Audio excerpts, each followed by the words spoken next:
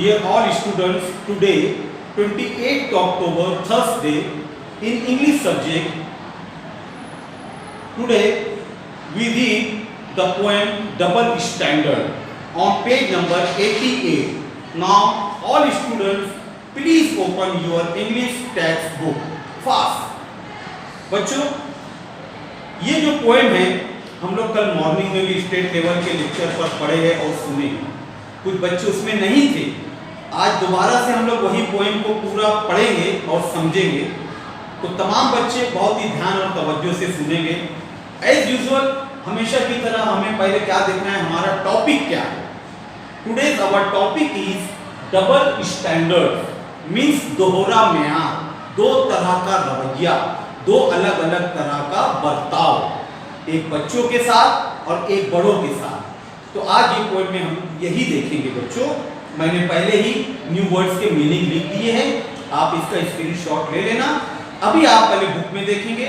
यहाँ पर टोटल बच्चों 7 स्टैंजा दिया हुआ है। स्टैंजा यानी बंद है ना, एक हिस्सा जो 4 लाइन का होता है इसे हम स्टैंजा कहते हैं। First I read, you all students please listen very carefully how I read new words and what's the correct pronunciation of the given lines. What is the correct pronunciation? Pronunciation means बच्चों रुमूज औकाफ, सही रुमूज औकाफ के साथ पढ़ना। Now I read, when I wake up late, I am getting very lazy. When you wake up late, it's the alarm that's crazy. ये first stanza हुआ बच्चों।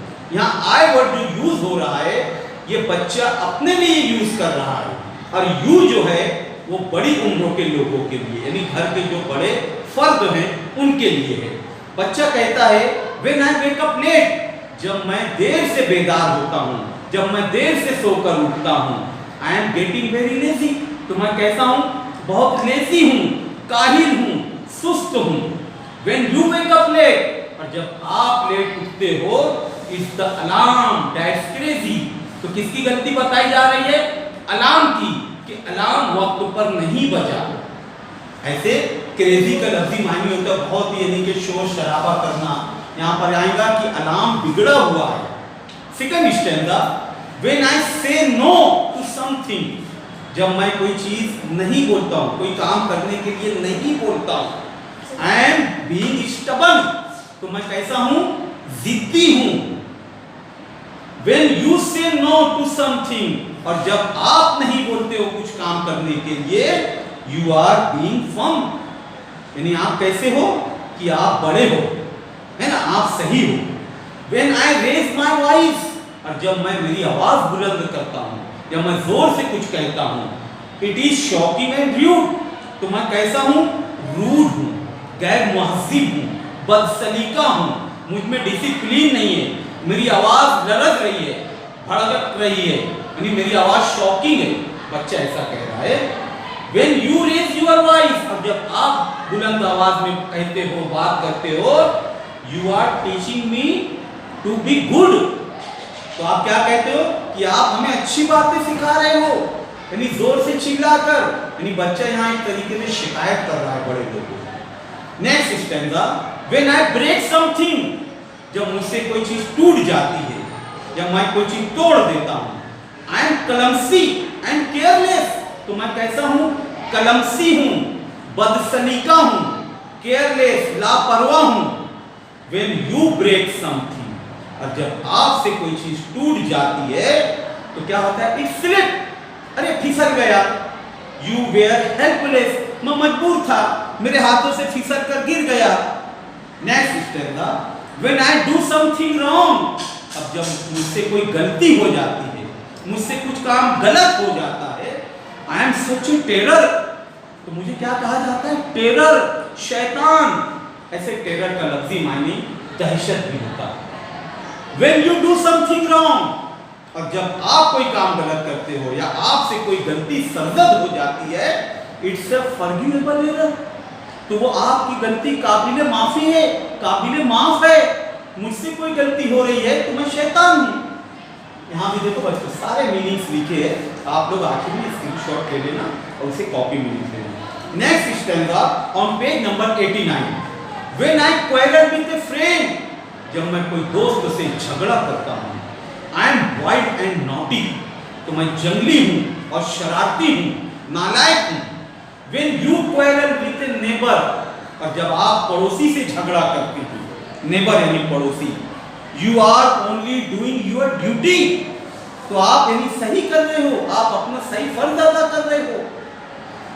Last stanza, so I am always wrong, इस तरह से मैं हमेशा गलत होता हूँ. And you are always right, और आप लोग यानी आप बड़ी उम्र के लोग हमेशा सही होते हैं. Oh, why do people grow up? बच्चा क्या शिकायत कर रहा है कि लोग बड़े क्यों हो जाते हैं.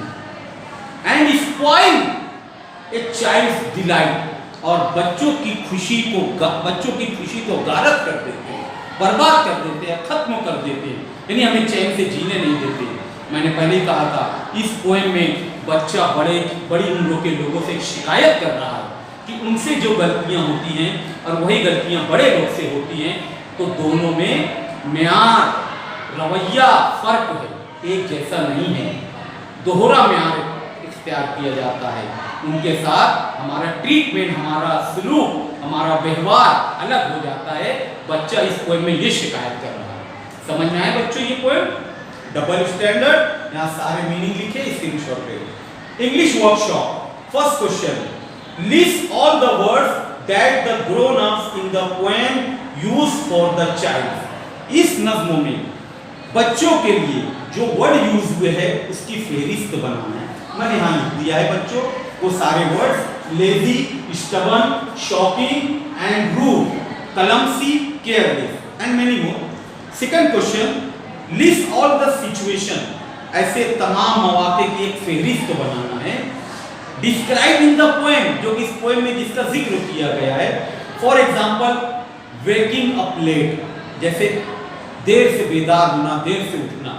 इस तरीके के और बहुत सारी सिचुएशन इस पोएम में आई है, वो लिखना है. क्या क्या है? Saying no to something, raising voice, breaking something, doing something wrong, quarrelling. यही सब आए ना, यही सब मौके की वजह से बच्चा शिकायत कर रहे हैं ना. Third question, find the antonyms of lazy, rude, firm, careless, wrong. Antonyms means opposite बच्चों, जिसको हम उर्दू में कहते हैं जिद, उलट अल्फाज. जिद, lazy, active, rude, polite, firm, hesitant. Hesitant means साबित कदम, यानी अपनी जगह पर कायम रहना. यहाँ पर मैं लिखा था उसका उर्दू में भी, हेजिटेंट यानी अपनी जगह पर कायम. Careless, careful, wrong, right. Very easy. Now next question, question number 4. Translate the following into your mother tongue. मंदरजा ज़ैल लफ्जों को अपनी मातृ जुबान में लिखिए, यानी अल्फाज दिए हैं उनके मीनिंग लिखना है. वो कौन से वर्ड्स है देखेंगे बच्चों.